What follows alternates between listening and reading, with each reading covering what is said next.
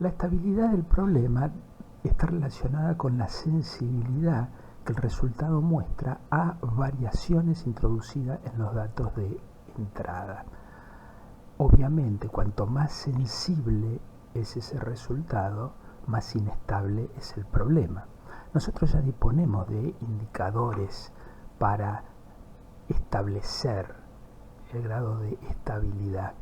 Y esos indicadores son los factores de amplificación de los errores de entrada.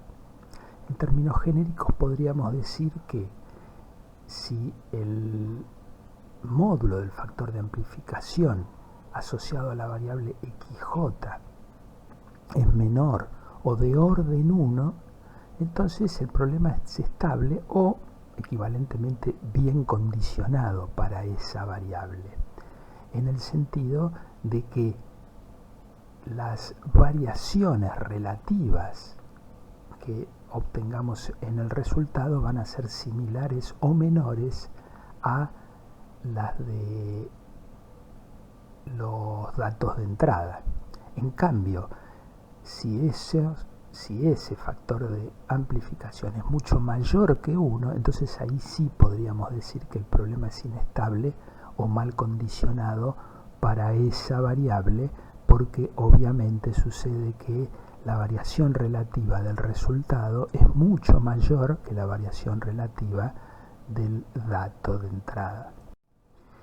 Ahora vamos en búsqueda de un indicador un poco más global, porque el anterior me está dando una indicación de la estabilidad del problema frente a cada una de las variables de entrada. Ahora, ¿podemos disponer de un indicador que sea global para el problema y que de alguna manera me permita saber si estoy en un rango de estabilidad o de inestabilidad? Entonces, para lograr eso o para justificar este indicador global, vamos a pensar que las cotas de error de los datos de entrada están todas acotadas por un R, es decir, buscamos una cota superior a todas ellas. Entonces, la parte del error relativo o de la cota del error relativo del resultado asociada exclusivamente a los errores de entrada, que es ni más ni menos que la sumatoria de los módulos de FJ por RJ, la podemos acotar sacando el RJ al acotarlo por la cota común R, y me queda esta sumatoria de los módulos de FJ. A esa sumatoria es lo que llamamos el número de condición del problema. Entonces fíjense que nos queda que la cota del error relativo debida solo a los errores de entrada la podemos expresar como C sub P por esa cota global de error relativo de los datos de entrada. Entonces, en términos de este número de condición del problema, nosotros podríamos establecer condiciones de estabilidad en términos globales. Fíjense que si el C sub P es menor o del orden de n, donde n es la cantidad de variables, entonces en el fondo nos está indicando que en principio todos los factores de amplificación son seguramente menores o de orden 1, con lo cual podemos decir que el problema es estable o bien condicionado, y esto quiere decir que es estable frente a todas las variables. En caso contrario, es decir, si el número de condición del problema es mucho mayor que n, entonces hay un problema de inestabilidad o mal condicionamiento, que llegado a este punto hay que buscarlo. Es decir, este es un indicador de tipo global que, como todo indicador de tipo global, nos hace perder información. Es decir, que una vez que sabemos que es inestable, no nos queda más remedio que ir para atrás y buscar cuál o cuáles son las variables que lo hacen inestable, porque, como hemos visto, el problema de la estabilidad se define variable a variable. Puede ser estable frente a una variable e inestable frente a otra. Ahora hablemos de la estabilidad del algoritmo.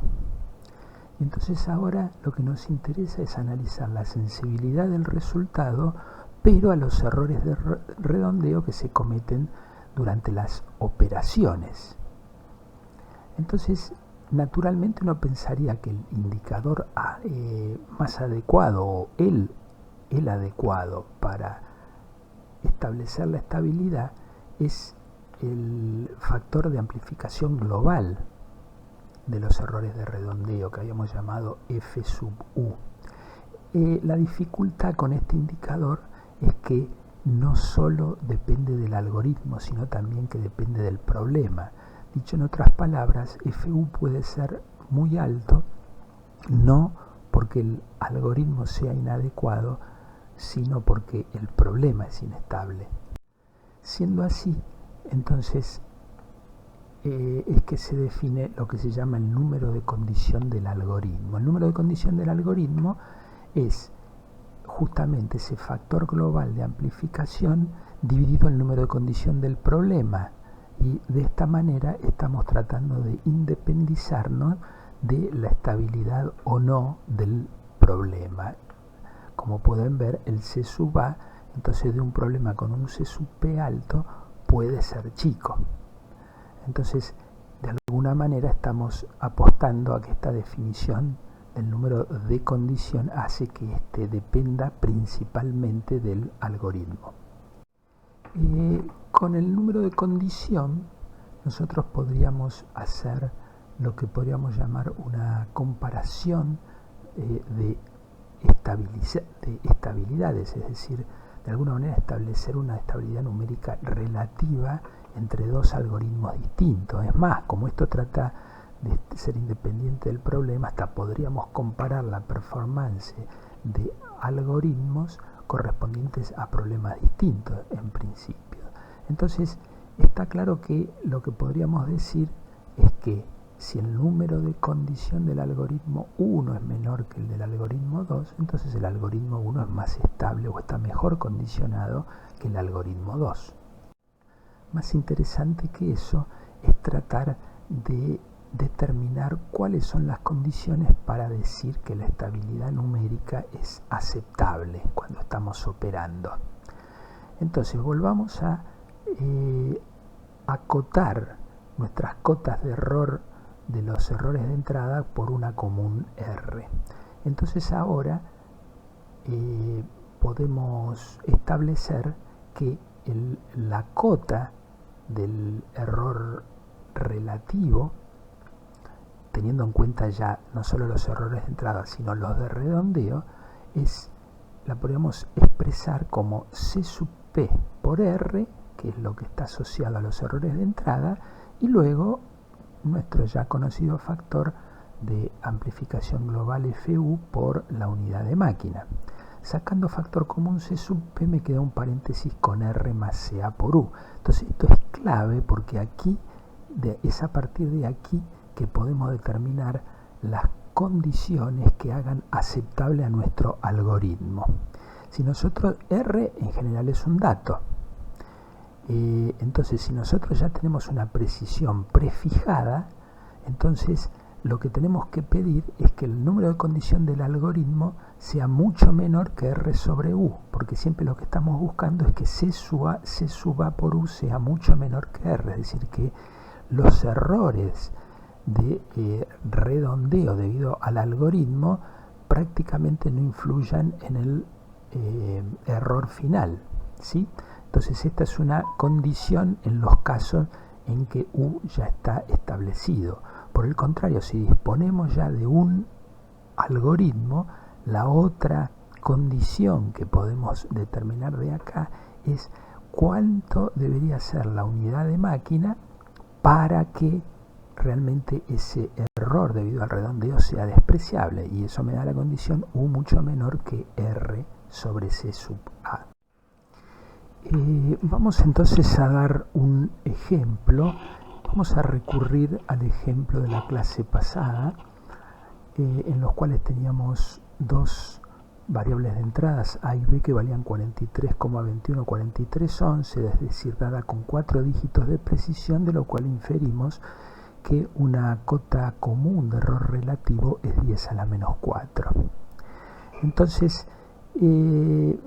cual vamos a imponer también una condición de aceptabilidad del algoritmo. Vamos a decir que vamos a aceptar el algoritmo si la unidad de máquina es menor o igual que ese cociente R sobre C sub A dividido 100, es decir, 2 órdenes de magnitud más chico que R sobre C sub A.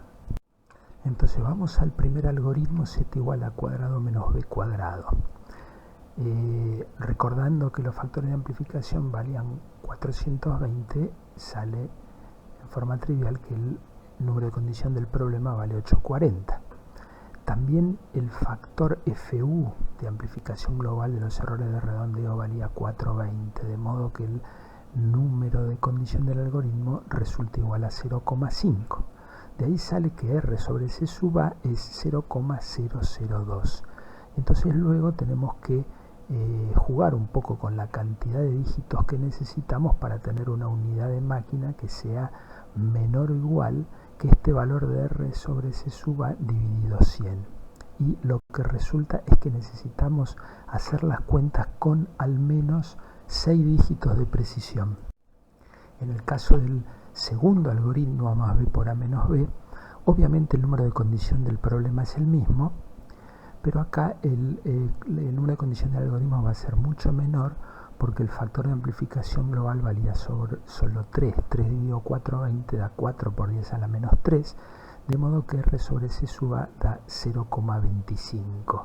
Y de acá surge que entonces basta con seguir trabajando con 4 dígitos para que no moleste el error debido al redondeo, poniendo de manifiesto entonces la mejor performance de este segundo algoritmo respecto de la estabilidad numérica.